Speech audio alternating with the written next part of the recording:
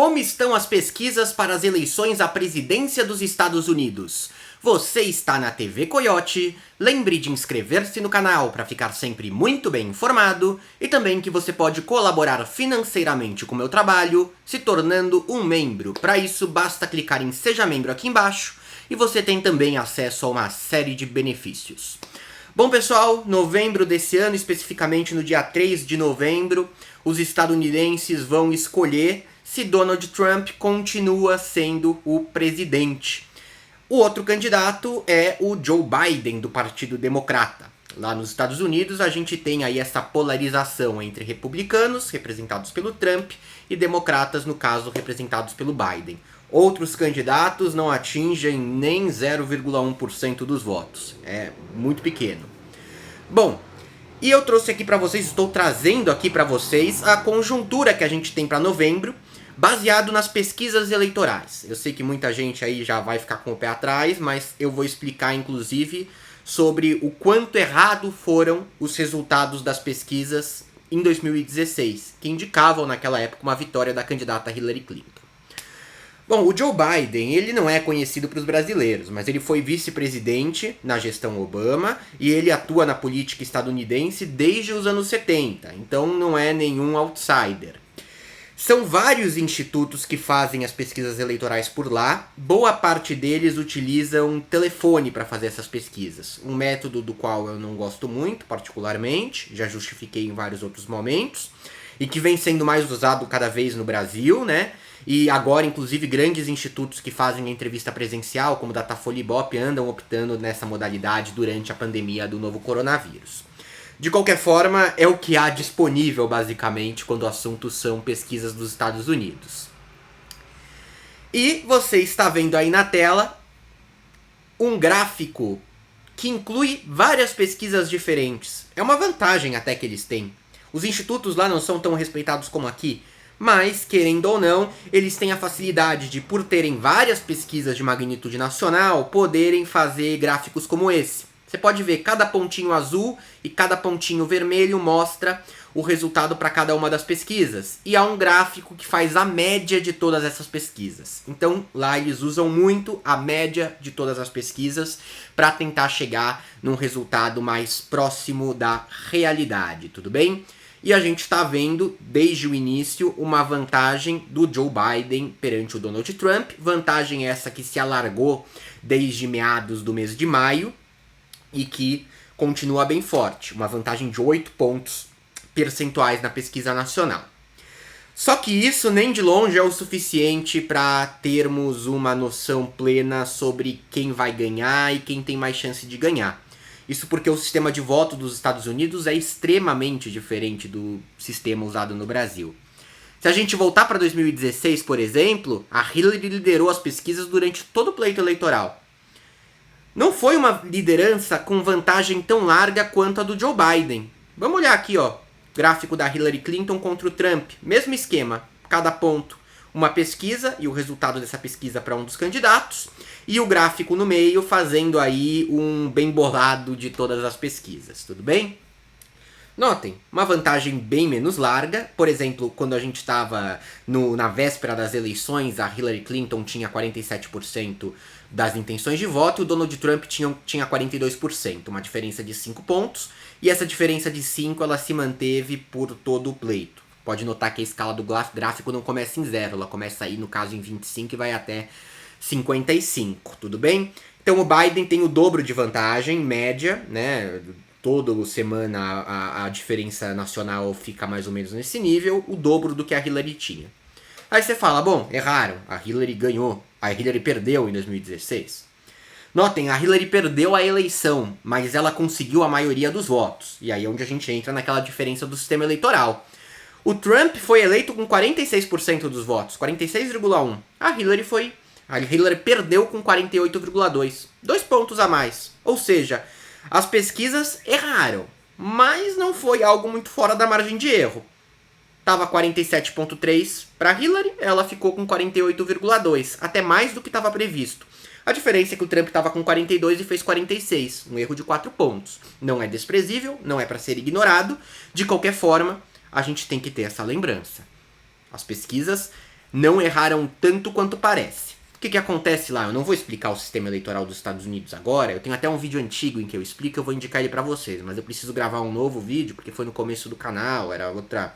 minha dinâmica aqui de fala era muito pior, tá? De qualquer forma, o que aconteceu em 2016? O Trump conseguiu ganhar em estados muito mais significativos. Basicamente, pelo sistema eleitoral dos Estados Unidos, cada estado, cada um dos 50 estados, tem um número de delegados. Então, vamos supor, estado A tem 30 delegados, estado B tem 20 delegados. Se você ganha no estado A, você pega todos os 30 delegados do estado A. Não importa a diferença de votos. Você leva um estado inteiro com você. Todos os votos de um estado vão para você. Se você ganhar naquele estado, não importa com que vantagem você ganhe. E aí o que acontece? Existem estados que sempre votam no Partido Democrata. Existem estados que sempre votam no Partido Republicano. E existem os estados decisivos, né? Muda muito. Alguns chamam eles de battleground em inglês, outros chamam de swing states. Seriam os estados decisivos, tá? E eles mudam um pouco, mas no geral são sempre os mesmos. O Trump conseguiu uma vantagem em uma parte relevante desses estados. Quais são esses estados? Temos aqui, gráfico esse da BBC Brasil, tudo bem?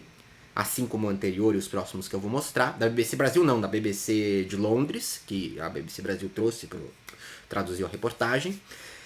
Temos aqui Texas, Flórida, as siglinhas não estão me ajudando, tá? Minnesota e por aí vai. Nevada e tudo isso. Quanto maior o tamanho da forma roxa, maior é o número de delegados. O número de delegados, ele na teoria é inspirado na população do estado. Então, isso pode ser garantido. Se Hillary ganhar num número... Se Biden ganhar num número relevante desses estados em laranja aqui, é dele. Se o Trump ganhar, é dele. Porque o resto é tudo meio definido. E aí que nos interessa ver como estão as pesquisas em cada um destes estados, desses swing states. E aqui também, né, também gráfico montado pela BBC com muita competência.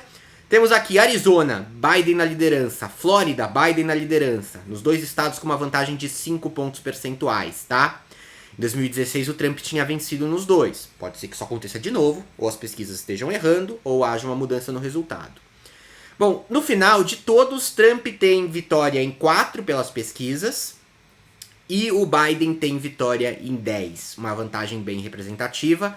Inclusive em estados com um grande número de delegados, o Biden vai com bastante força, é o caso da Flórida. Por outro lado, Trump consegue, por exemplo, o estado do Texas, né, que tem 38 votos, 38 delegados, enquanto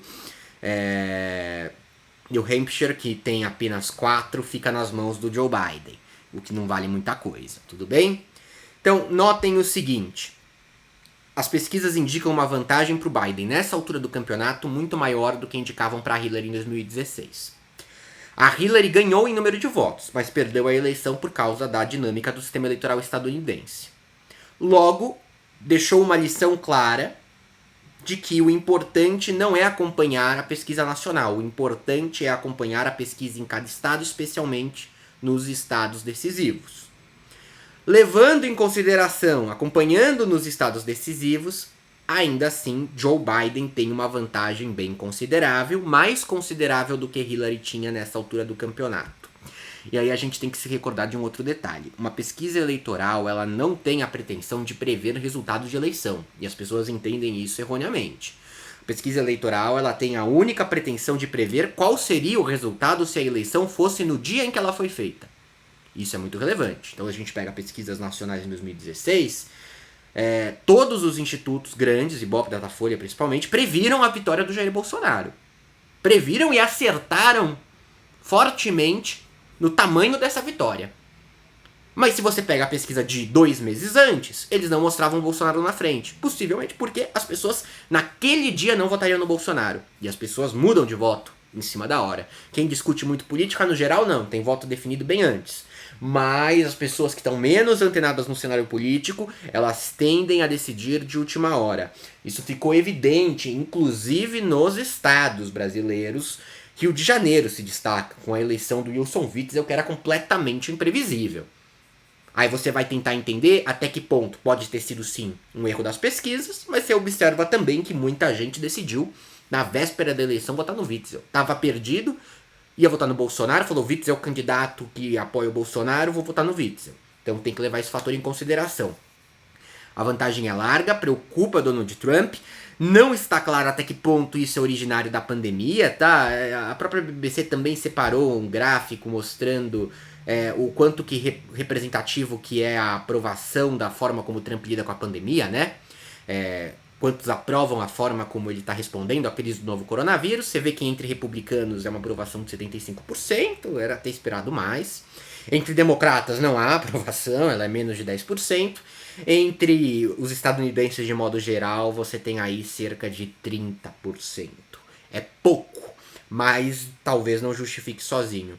O Trump, durante todo o mandato, manteve uma aprovação bem relevante, tá? A gestão dele não chegou a sofrer tanto desgaste perante a população. Isso começou a mudar esse ano. Não sabemos o quanto é por causa do vírus. E muita coisa pode mudar até lá. As consequências econômicas da pandemia elas só vão ficar mais evidentes até o mês de novembro. A gente ainda tem bastante água para correr, mais água do que costuma correr no mesmo período de tempo em anos menos agitados do que esse. Tudo bem, gente? Eu não vou apostar, eu acho que o Biden ganha, mas assim, apostaria a mesma coisa pela Hillary em 16, se eu tivesse o canal. Então, ir acompanhando e entendendo, e eu vou fazer um vídeo explicando a coisa mais inexplicável que existe, que é o sistema eleitoral dos Estados Unidos, tá? O vídeo que eu fiz tá aqui, tem até vergonha de assistir hoje em dia, de qualquer forma eu garanto que as informações foram bem pesquisadas. Um abraço e até a próxima!